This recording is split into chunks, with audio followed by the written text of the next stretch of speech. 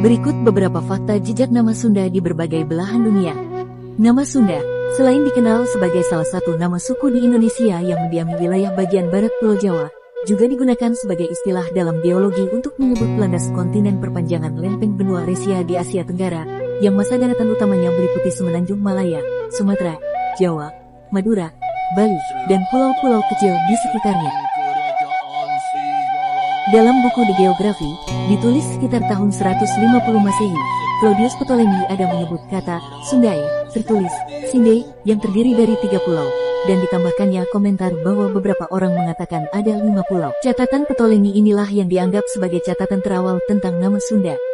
Mengenai kata Sunda yang tertulis Sinde dalam buku Ptolemy, seperti sejarawan-sejarawan lainnya, Arnold Hermann Ludwig Hirn, tahun 1760 sampai tahun 1842, seorang sejarawan Jerman, dalam bukunya Historical Research into the Politics, Intercourse, and Trade of the Principal Nations of Antiquity, memberi komentar yang tampaknya juga memaklumi adanya sedikit perbedaan tersebut.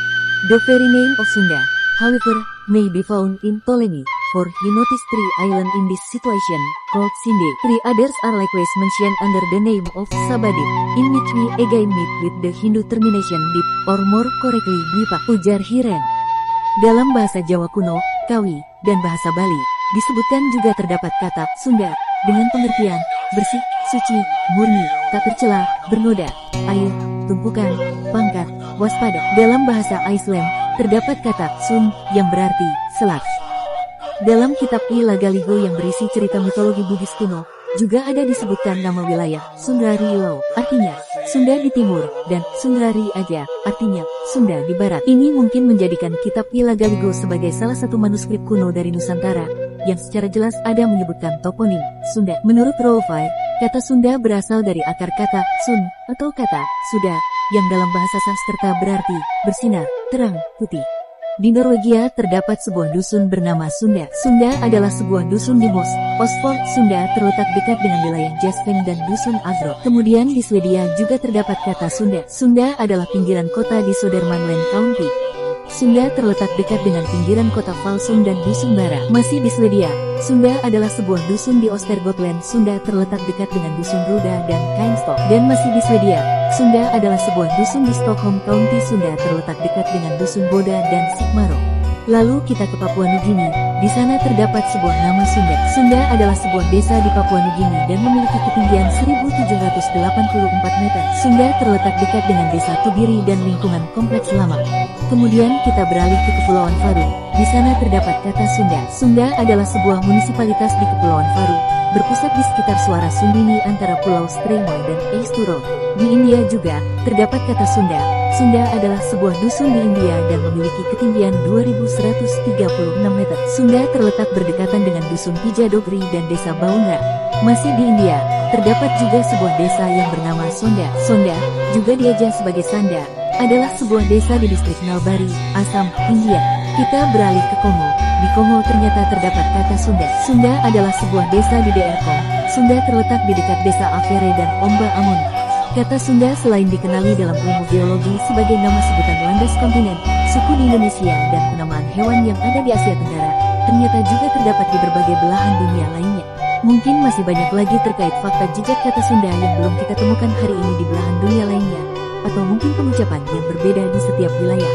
Ya, itu mungkin saja. Karena kenapa? Giacomo de Rossi, seorang berkebangsaan Italia yang membuat peta kuno, menyebut Kepulauan Sunda itu dengan istilah Isole della Sonda dan bukan Isole della Sunda, namun artinya tetap Kepulauan Sunda. Sama halnya seperti Claudius Ptolemy menyebut Sunda dengan Sundai, tertulis Sinde. Atau mungkin di India ada istilah Sonda juga diajar sebagai Sanda dan memang asal kata dari Sunda. Juga istilah Sind atau Sindu sebagai sebuah kerajaan di India yang justru itu sebetulnya berakar dari kata Sunda atau ajaran Surayana, Sundayana. Dan ada kuil di India yang bernama Sunda Mata.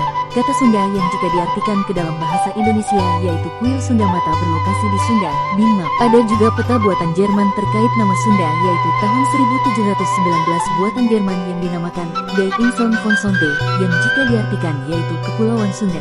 Jika kita merujuk kepada penelitian Insinyur C.J. Snyder, seorang astronom Belanda, Paukon yang merupakan bagian dari kalender Sunda adalah mengklaim bahwa Paukon yang tertua di dunia. Menurut ensiklopedi Winkler Prince, tingginya suatu peradaban diukur dari tingkat akurasi penanggalan kalendernya. Secara logis pun, bangsa yang sudah mempunyai sistem kalender, terlebih yang rumit, pasti sudah menguasai aksara, bahasa, ilmu hitung, dan ilmu baca. Dalam penataran dialektologi tahap 1 Juni sampai Agustus tahun 1976 Proto-Austronesia Etima Constituting an Austronesian Cognatelis oleh Dr. Bernd Motover, digambarkan bahwa Porto Sundik, Sunda, adalah induk bahasa Melayu, Madura, Bali, Jawa, dan lain sebagainya. Jelas di sini bahwa Ki Sunda sebelum bisa mengutak-atik kalender, mereka sudah menguasai Calistung, membaca, menulis, dan berhitung. Menulis dengan aksaranya sendiri bukan berguru dari bentuk tulisan orang lain, dan berhitung pun sudah mengenal apa yang kita sebut perhitungan secara matriks, atau istilah Sunda Biras.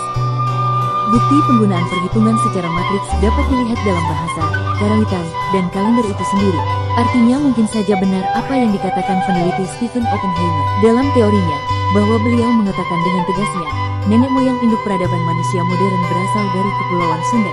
Namun, di sisi lain menjadi sesuatu hal yang membingungkan ketika kata Sunda itu sendiri justru malah ada berbagai macam penyebutan untuk menamai sesuatu, dari mulai penamaan suatu wilayah, suku, bahasa, bahkan hingga nama sebuah ajaran agama yang konon katanya tertua di dunia, yaitu Surayana atau Sundayana. Jadi menurut kalian, apa sih sebetulnya Sunda itu?